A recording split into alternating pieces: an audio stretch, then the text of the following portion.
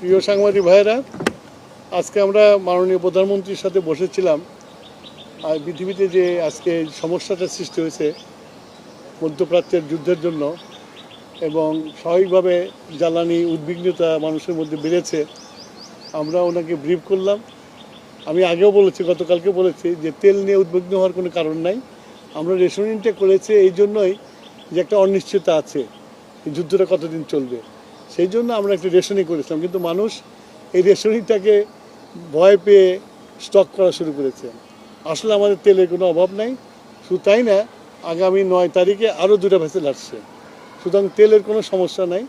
আমি সবার কাছে অনুরোধ করব, বিশেষ করে মিডিয়ার কাছে অনুরোধ করব, জনগণকে এই মেসেজটা দেওয়া যে এই তাড়াহুড়ো করে কোনো কিনে দরকার নাই। আমাদের কাছে মজুদ আছে, আমরা পেট্রোল পাম্পে তেল দিচ্ছি এবং চলবে। এটার জন্য লাইন দিয়ে সারা রাত জাগার কোনো প্রয়োজন নাই। মানুষ তেল গেলে তেল পাবে। একদিকে লাইন দিচ্ছে, আবার অনেক জায়গায় পাম্প, আজকে কয়েকটা পাম্পে তেল পাওয়া যায় না। পাম্প ম্যানেজমেন্ট পাম্প ম্যানেজমেন্টে আমরা তো নির্দিষ্ট পরিমাণে তেল দিচ্ছি। এখন কোনো পাম্প যদি জলদি বিক্রি করে ফেলে তারপরে তো পাবে না, তারপর পরের দিনের জন্য ওয়েট করতে হবে। সেটার জন্য আমরা মনিটর করছি, আমরা দেখব যাতে এরকম কম হয়, সেটা দেখবো আমরা। সেটা মানুষের মনের মধ্যে ঢুকতে পারবো না আমরা। আমাদের কন্ট্রোলিং যা আছে, আমরা কালকে থেকে আমরা মোবাইল কোড নামিয়ে দেবো, সব রকমের ব্যবস্থা আমরা নিয়েছি। এখন যে রেশনিং করা হচ্ছে 2 লিটার করে মোটরসাইকেলে, এটা করে তো একদিন পর পরই যেতে হচ্ছে অনেক। এটা কি আর একটু বাড়ানো যায় কিনা? না, আমি তো বললাম যে আমার মজুদ আছে, কিন্তু ওই যুদ্ধ কবে থামবে কেউ তো আমরা জানি না। তা আগে থেকে আমার ঘর ঠিক করতে হবে না, সঞ্চয়টা রাখতে হবে না? সেই জন্য আমরা এই সঞ্চয়টা করছি। আমাদের আরও 2টা ভেসেল আসছে 9 তারিখে। সুতরাং আমাদের যে শর্টেজ পড়ার কোনো সুযোগ নাই। তারপরেও যেহেতু যুদ্ধ চলছে, তো আমাদেরকে খুব হিসাব করে চলতে হবে। কতদিন চলবে যুদ্ধের উপর ডিপেন্ড করে।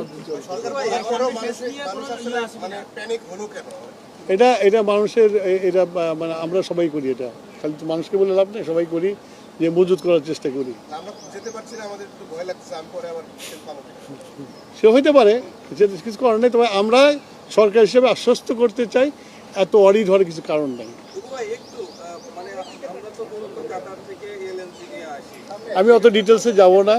আমাদের অল্টারনেটিভ, কাতার ছাড়া অল্টারনেটিভ ব্যবস্থা আছে, আমরা চেষ্টা করছি সব জায়গাতে আনার জন্য। বললাম যে আমাদের 2টা ভেসেল আসছে 9 তারিখে। আমাদের এলএনজি, এলপিজি সকল ধরনের তেলের পর্যাপ্ত মজুত রয়েছে এবং আগামী দিনগুলোতে যেন কোনো সংকট না ঘটে সে কারণে আমরা বিকল্প উৎস থেকে আমরা কাজ করছি। আমরা আপনাদের মাধ্যমে দেশবাসীকে এই অনুরোধটাই করতে চাই, আতঙ্কিত হওয়ার মতো কিছু নেই, কিন্তু বৈশ্বিক পরিস্থিতি বিবেচনায় আমরা সতর্ক হব, সকলে সচেতন থাকবো, এটুকুই আহ্বান। ধন্যবাদ। আসসালামু আলাইকুম। এসব ক্রাইসিস এটাই করতে হয়।